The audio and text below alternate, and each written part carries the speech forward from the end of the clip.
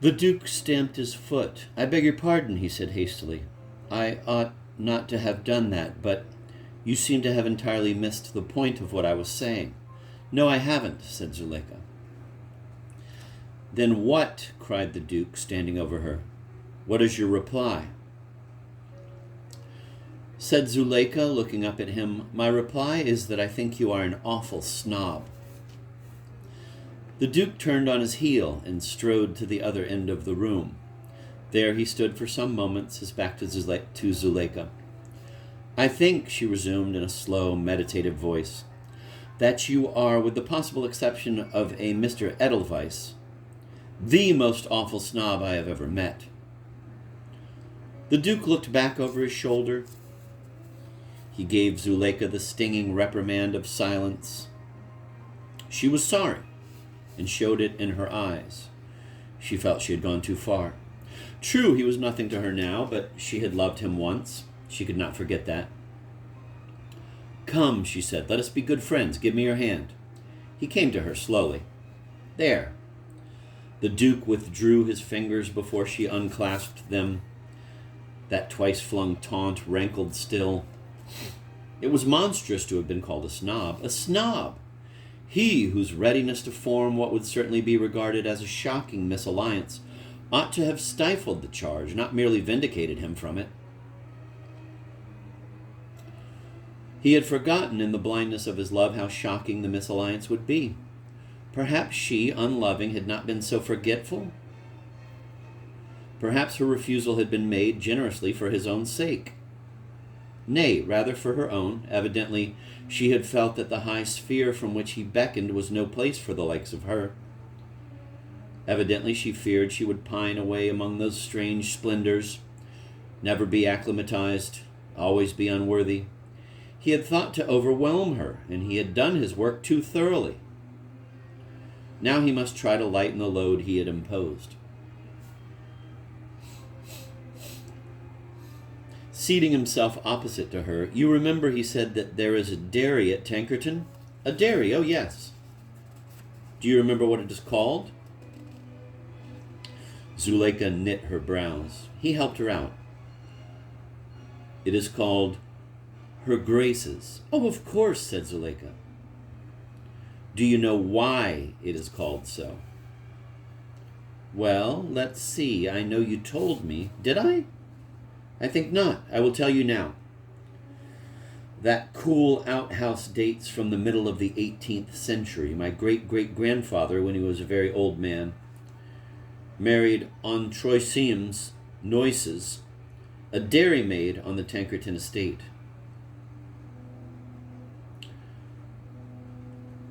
Meg Speedwell was her name. He had seen her walking across a field.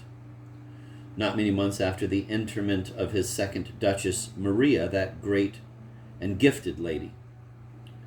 I know not whether it was her bonny mien fanned in him some embers of his youth, or that he was loth to be outdone in gracious eccentricity by his crony, the Duke of Dewlap, who himself had just taken a bride from a dairy. You have read Meredith's account of that affair, no? You should. Whether it was veritable love or mere modishness that formed my ancestors' resolve. Presently, the bells were ringing out, and the oldest elm in the park was being felled in Meg Speedwell's honor, and the children were strewing daisies on which Meg Speedwell trod, a proud young hoyden of a bride, with her head in the air and her heart in the seventh heaven. The Duke had given her already a hoard of fine gifts, but these, he had said, were nothing. Trash in comparison with the gift that was to ensure for her a perdurable felicity. After the wedding breakfast, when all the squires had ridden away on their cobs, and all the squires' ladies in their coaches, the Duke led his bride forth from the hall, leaning on her arm, till they came to a little edifice of new white stone, very spick and span, with 2 lattice windows and a bright green door between. This he bade her enter.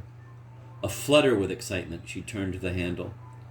In a moment she flounced back, red with shame and anger, flounced forth from the fairest, whitest, dapperest dairy, wherein was all of the best that the keenest dairymaid might need. The Duke bade her dry her eyes, for that it ill befitted a great lady to be weeping on her wedding day. As for gratitude, he chuckled. Zounds, that is a wine all the better for the keeping.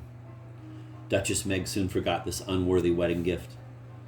Such was her rapture in the other, the so august appurtenances of her new life.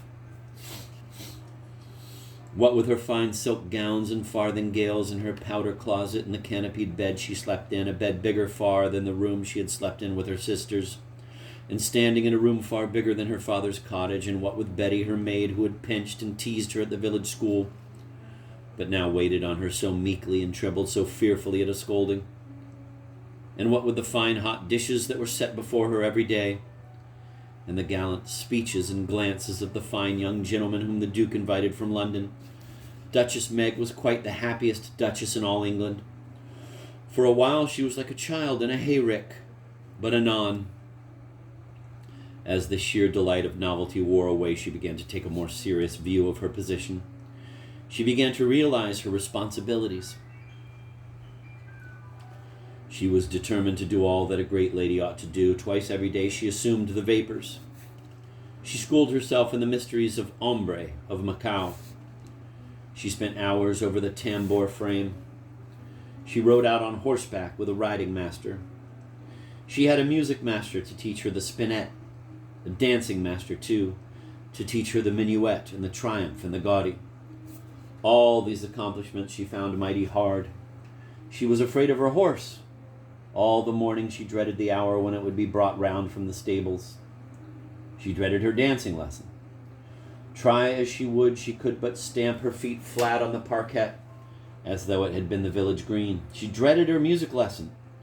Her fingers, disobedient to her ambition, clumsily thumped the keys of the spinet, and by the notes of the score propped up before her, she was as cruelly perplexed as by the black and red pips of the cards she conned at the gaming table, or by the red and gold threads that were always straying and snapping on her tambour frame.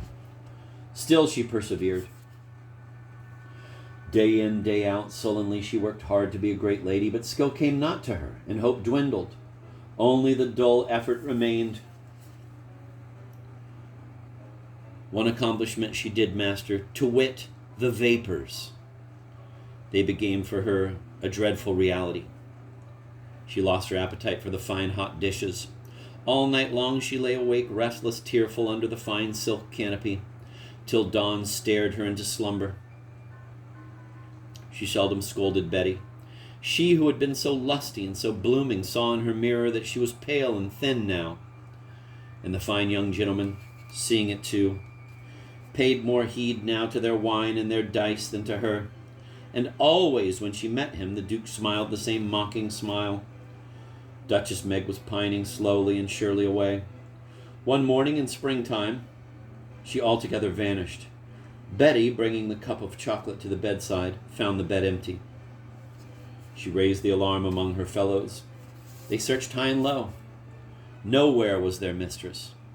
The news was broken to their master, who without comment rose, bade his man dress him, and presently walked out to the place where he knew he would find her.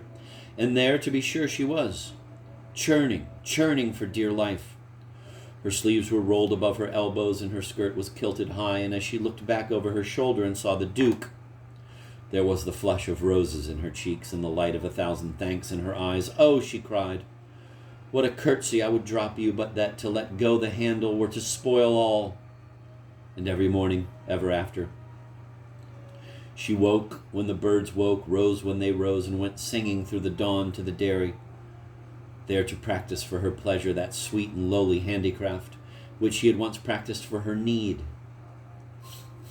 And every evening, with her milking stool under her arm and her milk pail in her hand, she went into the field and called the cows to her, as she had been wont to do. To those so august accomplishments she no more pretended. She gave them the go-by, and all the old zest and joyousness of her life came back to her. Soundlier to ever slept she, and sweetlier dreamed under the fine silk canopy, till the birds called her to her work. Greater than ever was her love of the fine furbelows that were hers to flaunt in, and sharper her appetite for the fine hot dishes. and more tempestuous her scolding of Betty, poor maid. She was more than ever now the cynosure, the adored of the fine young gentleman, and as for her husband, she looked up to him as the wisest, kindest man in all the world. And the fine young gentleman, said Zuleika, did she fall in love with any of them? You forget, said the Duke coldly. She was married to a member of my family. Oh, I beg your pardon, but tell me, did they all adore her? Yes, every one of them, wildly, madly. Ah, murmured Zuleika with a smile of understanding.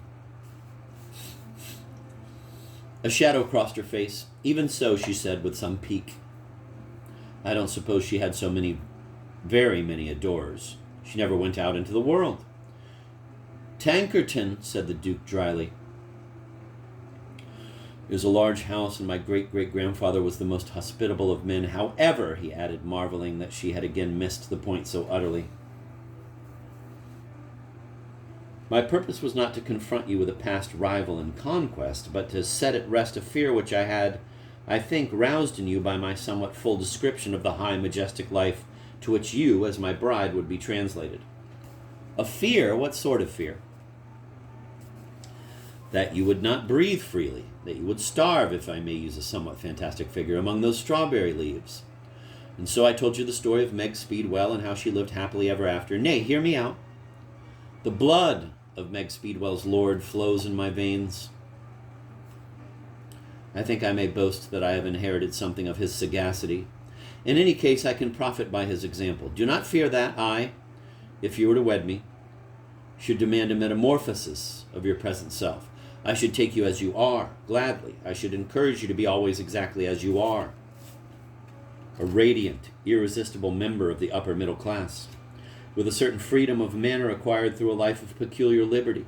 Can you guess what would be my principal wedding gift to you? Meg Speedwell had her dairy. For you would be built another outhouse, a neat hall, wherein you would perform your conjuring tricks.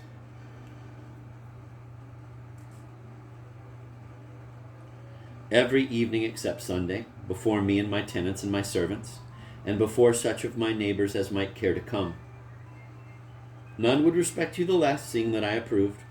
Thus in you would the pleasant history of Meg Speedwell repeat itself. You, practicing for your pleasure, nay, hear me out, that sweet and lowly handicraft, which, I won't listen to another word, cried Zuleika. You are the most insolent person I have ever met. I happen to come of a particularly good family. I move in the best society. My manners are absolutely perfect. If I found myself in the shoes of 20 duchesses simultaneously, I should know quite well how to behave.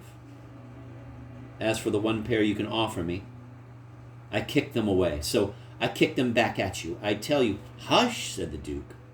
Hush, you are overexcited. There will be a crowd under my window.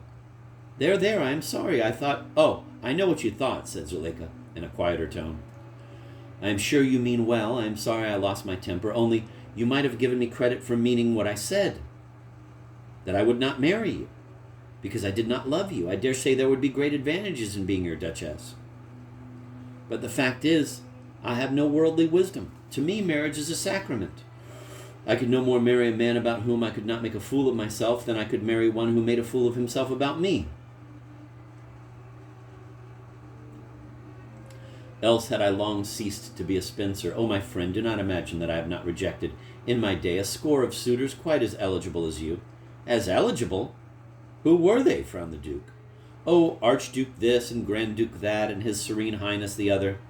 I have a wretched memory for names. And my name, too, will soon escape you, perhaps? No, oh no, I shall always remember yours. You see, I was in love with you. You deceived me into loving you, she sighed. Oh, had you but been as strong as I thought you... Still, a swain the more, that is something.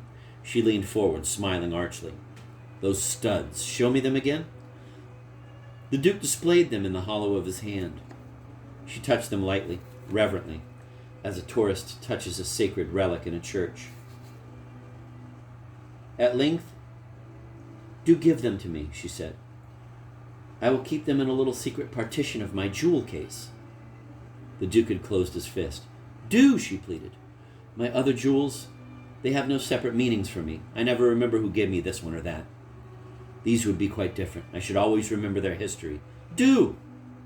Ask me for anything else, said the Duke. These are the one thing I could not part with, even to you, for whose sake they are hallowed. Zuleika pouted. On the verge of persisting, she changed her mind and was silent. Well, she said abruptly, how about these races? Are you going to take me to see them? Races? What races? Murmured the Duke. Oh, yes, I had forgotten. Do you really mean that you want to see them? Why, of course. They are great fun, aren't they? And you are in a mood for great fun? Well, there's plenty of time. The second division is not rowed till 4:30. The second division? Why not take me to the first? That is not rowed till 6. Isn't this rather an odd arrangement? No doubt, but Oxford never pretended to be strong in mathematics. Why, it's not yet 3, cried Zuleika, with a woebegone stare at the clock. What is to be done in the meantime? Am not I sufficiently diverting? Asked the Duke bitterly. Quite candidly, no. Have you any friend lodging with you here?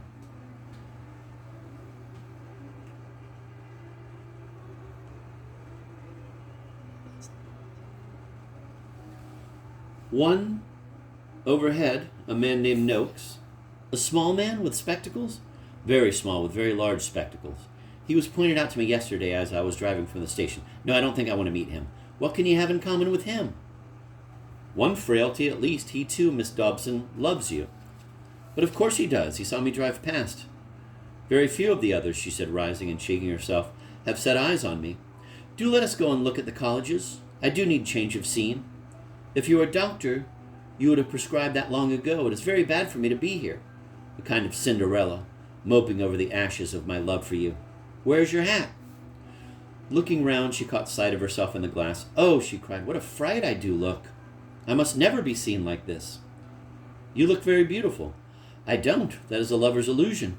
You yourself told me that this tartan was perfectly hideous. There was no need to tell me that. I came thus because I was coming to see you. I chose this frock in the deliberate fear that you, if I made myself presentable, might succumb at second sight of me. I would have sent out for a sack and dressed myself in that. I would have blacked my face all over with burnt cork, only I was afraid of being mobbed on the way to you. Even so, you would but have been mobbed for your incorrigible beauty. My beauty? How I hate it, sighed Zuleika. Still, here it is, and I must needs make the best of it. Come, take me to Judas. I will change my things. Then I shall be fit for the races. As these two emerged side by side into the street, the emperors exchanged stony sidelong glances, for they saw the more than normal pallor of the Duke's face, and something very like desperation in his eyes. They saw the tragedy progressing to its foreseen close. Unable to stay its course, they were grimly fascinated now. The evil that men do lives after them, the good is oft interred with their bones. At any rate, the sinner has a better chance than the saint of being hereafter remembered.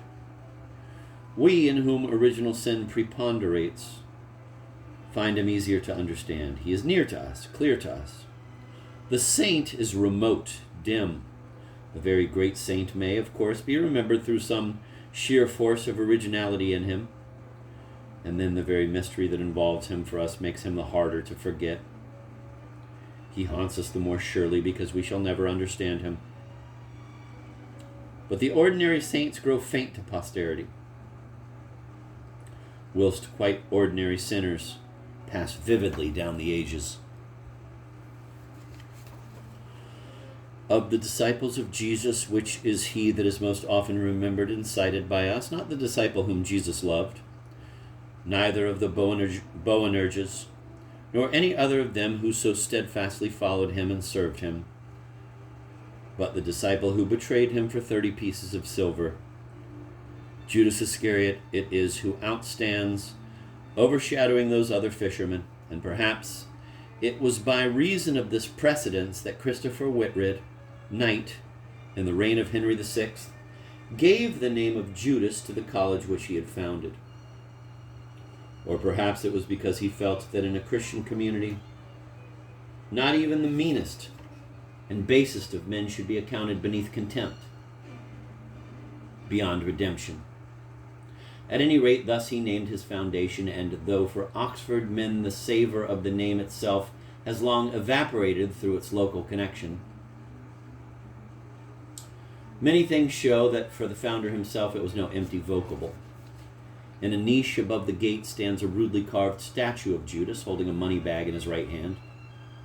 Among the original statutes of the college is one by which the bursar is enjoined to distribute in Passion Week 30 pieces of silver among the needier scholars for sake of antonage. The meadow adjoining the back of the college has been called from time immemorial the Potter's Field, and the name of Salt Cellar is not less ancient and significant. Salt Cellar, that gray and green quadrangle visible from the room assigned to Zuleika, is very beautiful, as I have said. So tranquil is it as to seem remote not merely from the world, but even from Oxford. So deeply is it hidden away in the core of Oxford's heart. So tranquil is it, one would guess that nothing had ever happened in it. For 5 centuries these walls have stood, and during that time have beheld, one would say, no sight less seemly than the good work of weeding, mowing, rolling, that has made at length so exemplary the lawn. These cloisters that grace the south and east sides, 5 centuries have passed through them, leaving in them no echo, leaving on them no sign of all that the outer world, for good or evil, has been doing so fiercely, so raucously. And yet, if you are versed in the antiquities of Oxford, you know that this small, still quadrangle has played its part in the rough and tumble of history and has been the background of high passions and strange fates. The sundial in its midst has told the hours to more than one bygone king. Charles I lay for 12 nights in Judas, and it was here, in this very quadrangle, that he heard from the lips of a breathless and blood-stained messenger the news of Chalgrove Field. 60 years later, James, his son, came hither, black with threats, and from one of the hind windows of the warden's house, maybe from the very room where now Zuleika was changing her frock, addressed the fellows and presented them the papist by him chosen to be their warden, instead of the Protestant whom they had elected.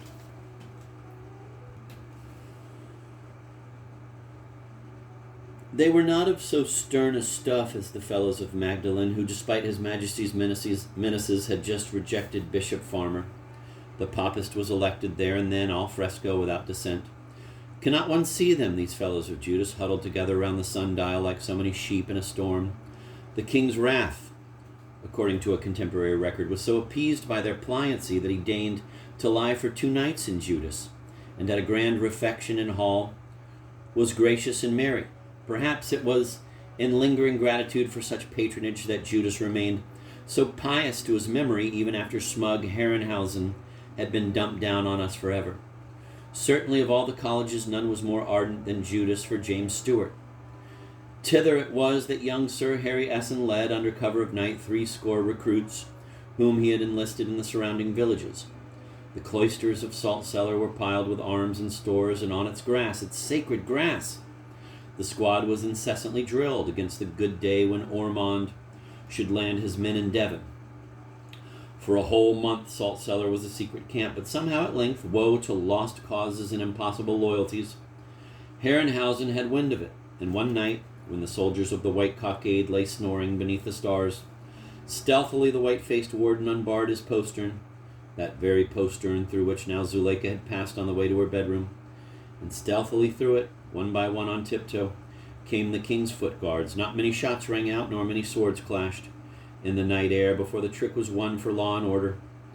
Most of the rebels were overpowered in their sleep, and those who had time to snatch arms were too dazed to make good resistance. Sir Harry Essen himself was the only one who did not live to be hanged. He had sprung up alert, sword in hand, at the first alarm, setting his back to the cloisters. There he fought calmly, ferociously, till a bullet went through his chest. "By God, this college is well named," were the words he uttered as he fell forward and died. Comparatively tame was the scene now being enacted in this place. The Duke, with bowed head, was pacing the path between the lawn and the cloisters.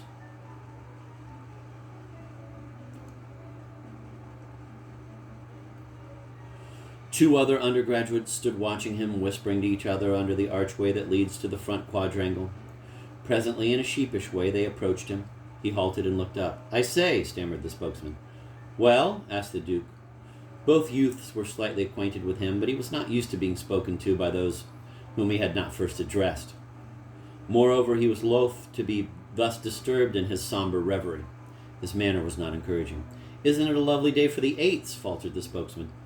"I conceive," the Duke said, "that you hold back some other question." The spokesman smiled weakly. Nudged by the other, he muttered, "Ask him yourself."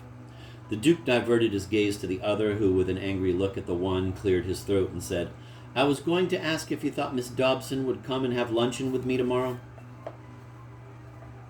"A sister of mine will be there," explained the one, knowing the Duke to be a precisian. "If you are acquainted with Miss Dobson, a direct invitation should be sent to her," said the Duke. "If you are not..." The aposiopesis was icy.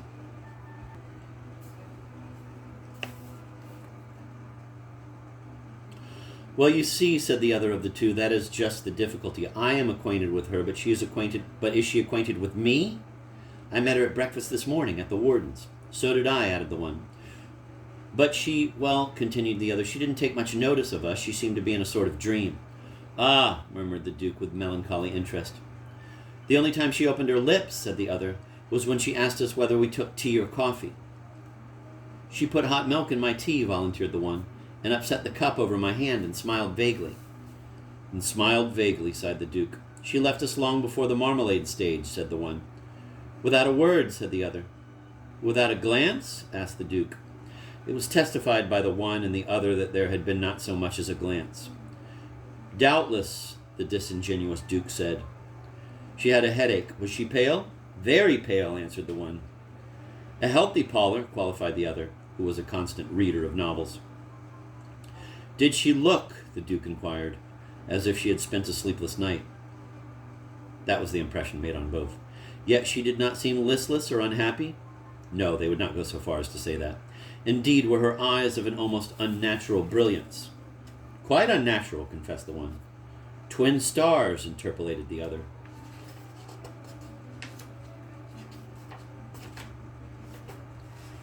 "Did she in fact seem to be consumed by some inward rapture?" Yes, now they came to think of it, this was exactly how she had seemed. "It was sweet, it was bitter for the Duke. I remember," Zuleika had said to him, "nothing that happened to me this morning till I found myself at your door. It was bittersweet to have that outline filled in by these artless pencils." No, it was only bitter to be, at his time of life, living in the past. "The purpose of your tattle?" he asked coldly. The two youths hurried to the point from which he had diverted them. "When she went by with you just now," said the one, "she evidently didn't know us from Adam, and I so hoped to ask her to luncheon," said the other. Well, we wondered if you would reintroduce us, and then perhaps..." There was a pause. The Duke was touched to kindness for these fellow lovers. He would fain preserve them from the anguish that beset himself. So humanizing is sorrow. "You are in love with Miss Dobson?" he asked. Both nodded. "Then," said he, "you will in time be thankful to me for not affording you further traffic with that lady. To love and be scorned? Does fate hold for us a greater inconvenience? You think I beg the question? Let me tell you that I, too, love Miss Dobson, and that she scorns me." To the implied question, "What chance would there be for you?" the reply was obvious. Amazed, abashed, the two youths turned on their heels. "Stay," said the Duke. "Let me, in justice to myself, correct an inference you may have drawn. It is not by reason of any defect in myself, perceived or imagined, that Miss Dobson scorns me. She scorns me simply because I love her. All who love her she scorns. To see her is to love her. Therefore shut your eyes to her. Strictly exclude her from your horizon. Ignore her. Will you do this?" "We will try," said the one after a pause. "Thank you very much," added the other. The Duke watched them out of sight. He wished he could take the good advice he had given them. Suppose he did take it. Suppose he went to the Bursar, obtained an exeat, fled straight to London. What just humiliation for Zuleika to come down and find her captive gone. He pictured her staring around the quadrangle, ranging the cloisters, calling to him. He pictured her rustling to the gate of the college, inquiring at the porter's lodge. "His Grace, miss, he passed through a minute ago. He's going down this afternoon." Yet even while his fancy luxuriated in this scheme, he well knew that he would not accomplish anything of the kind, knew well that he would wait here humbly, eagerly, even though Zuleika lingered over her toilet till crack o' doom. He had no desire that was not centered in her. Take away his love for her, and what remained? Nothing. Though only in the past 24 hours had this love been added to him. Ah, why had he ever seen her? He thought of his past, its cold splendor and insouciance. But he knew that for him there was no returning. His boats were burnt. The Cytherean babes had set their torches to that flotilla, and it had blazed like matchwood. On the isle of the enchantress he was stranded forever, forever stranded on the isle of an enchantress who would have nothing to do with him. What, he wondered, should be done in so piteous a quandary? There seemed to be two courses. One was to pine slowly and painfully away. The other...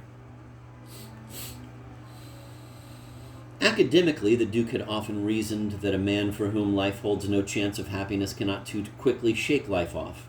Now, of a sudden, there was for that theory a vivid application. Whether 'tis nobler in the mind to suffer was not a point by which he, more an antique Roman than a Dane, was at all troubled. Never had he given ear to that cackle which is called public opinion. The judgment of his peers, this, he had often told himself, was the sole arbitrage he could submit to. But then, who was to be on the bench? Peerless, he was irresponsible, the captain of his soul, the despot of his future. No injunction but from himself would he bow to, and his own injunctions, so little Danish was he, had always been peremptory and lucid. Lucid and peremptory now, the command he issued to himself. "So sorry to have been so long," caroled a voice from above.